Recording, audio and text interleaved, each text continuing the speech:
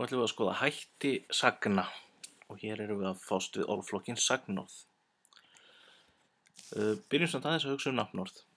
Í flestum tungumálum, alls ekki öllum samt, en í flestum tungumálum þá hafa nafnorð verið einfölduð mjög mikið, niður í bara örfáar útgáfur af orðinu, örfáar myndir orðsins.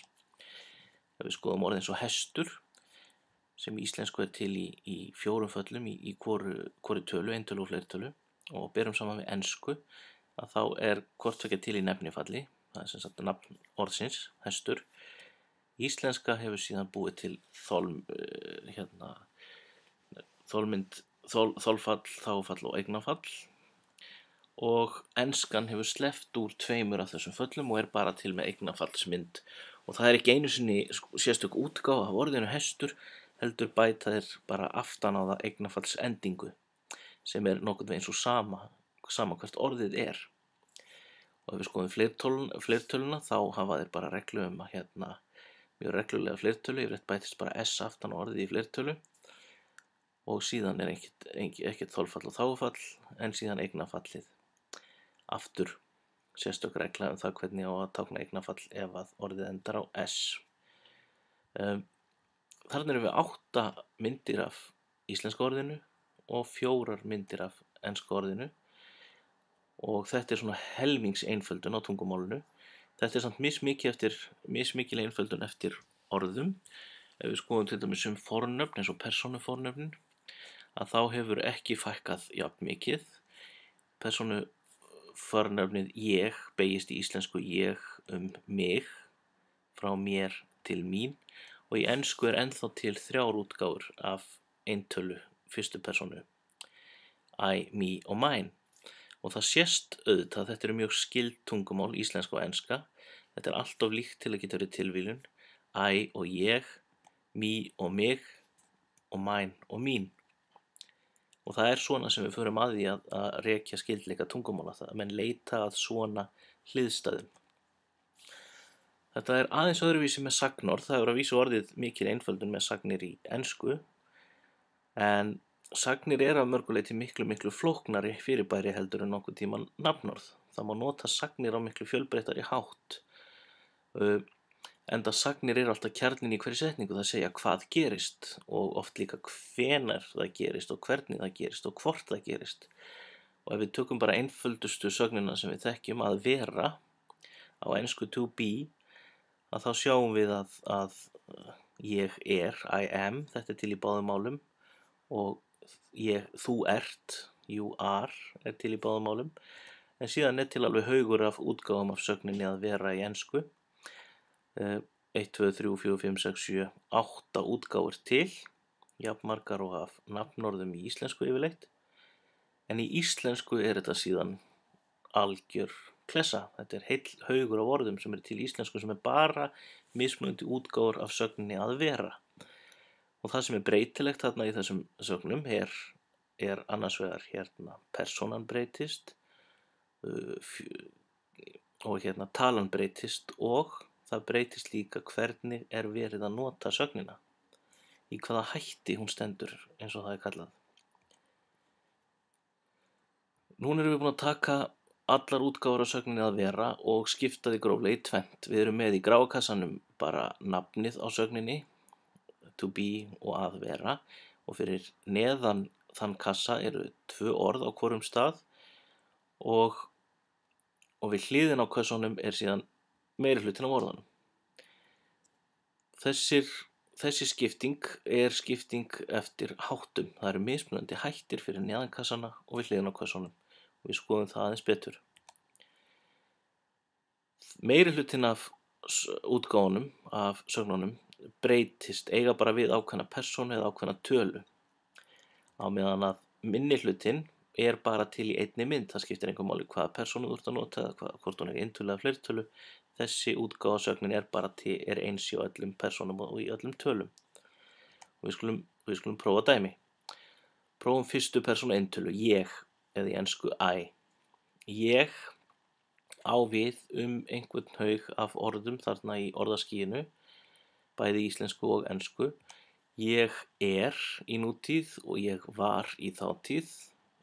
Alveg eins það í ensku, I am og I was, en síðan þarna líka til ég sé og væri, og það þá viðtengingar, það sem sagt viðtengingarháttur það kallað, og þann notum við þannig að við segjum þótt ég sé ekki komin í vinnuna þá, eða þótt ég væri ekki komin í gær þá, og þannig þetta líka í nútíð og þátíð. Og þessi útgáfa af sögnum, þessi svokallagi viðtengingarháttur, það sem hann dálítið erfitt uppdráttar þessa dagana, hann mikið notaður vitlaust og margir kunna ekki að nota hann, og það mikil umræða það hvort að hann hreinlega muni hverfa úr tungumálinu. Ef við bætum við fleirtölunni við, að þá bætast við sagnir við erum og vorum, og síðan í viðtengingarhættinum þótt við séum ekki skemmtileg þá, eða þótt við værum ekki mætt í gær þá ætluðum við að sjá myndina, til dæmis. Og takið eftir hvað gerist í enskunni, það bættist við 2 sagnir í viðbót, we are og we were, og nú í enskunni búið að nota allar sagnirnar þarna uppi nema eina, en það ennþá eftir alveg haugur í íslensku. Og það náttúrulega vegna þess að enskan hefur einfaldað tungumálið og hefur ákveðið að nota sömu sagnirnar fyrir margar mismunandi persónur á meðan við gerum það ekki í íslensku.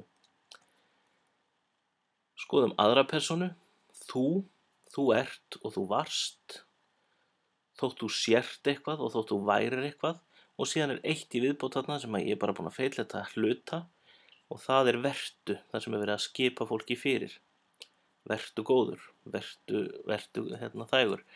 Og þarna endingin bara þú, ver þú góður. Þetta kallast boðháttur og verður fjallað það betur seinna, og þetta til í annarri persónu, en þetta augljóslega ekki til í fyrstu persónu, því maður getur ekki skipað sjálfan sér fyrir, nema þá segja vertu og þá tala við sjálfan sér í annarri persónu. Skoðum fleirtöluna, þið, og þarna bætast við þið eruð, þið voruð, þótt þið séuð, þótt þið væruð, og verið bætist við þarna neðst, verið þið góð, það líka verið að skipa fólki fyrir. Þá skulum við skoða minnihlutann, nafnið á sögninni, að vera, og verið og verandi. Og þið takið eftir að verið kemur þarna aftur, eins og verið þið góð, en þetta önnur útgáfa af verið, þetta ekki skipun. Þessar sagnir breytast ekkert eftir persónum og við notum þær svona, ég hef verið eitthvað, eða ég verandi. Maður getur sagt verandi formaður í þessum klúbb, þá ætla ég að slíta fundi núna. Og í ensku myndi að vera I have been og I am being, og þannig kom alltaf hjálparsagnir með. Ég hef verið, það 2 sagnir, og ég verandi. Sögnin sjálf, vera og be, persónur hafa engin áhrif á hana. Að vera ekki tengt við neina ákveðna persónu. Þetta bara ein útgáfasagni, bara til, beygist ekki neitt. Þú hefur verið og þú ert verandi, sögnin breytist ekki. Við skiptum núna tölu, setjum í fleirtölu. Við höfum verið, við erum verandi. Hjálparsögnin getur breyst, en sögnin að vera þarna, hún breytist ekkert eftir persónum eða tölum. Þannig að tökum núna og skiptum þessu betur í 2, og við skulum henda út ensku sögnunum, og nú sjáum við að við erum með sagnina sem breytust ekki, þarna öðrum megin og svo skýið í miðinni. Þarna erum við með 1, við erum með 2, við erum með 3 flokka af því sem við köllum fallhættir. Sem sagt, útgáfur af sögn sem ekki fallbeygjast lenda í 3 flokkum sem verður rædd sérstaklega, sem að kallast fallhættir. Öll hin orðin, þeim má síðan skipta líka í 3 flokka, og þeir eru 3, 1, 2 og 3, og þessir flokkar kallast persónuhættir. Og fjallað verður sérstaklega fallhætti og persónuhætti í öðrum myndböndum.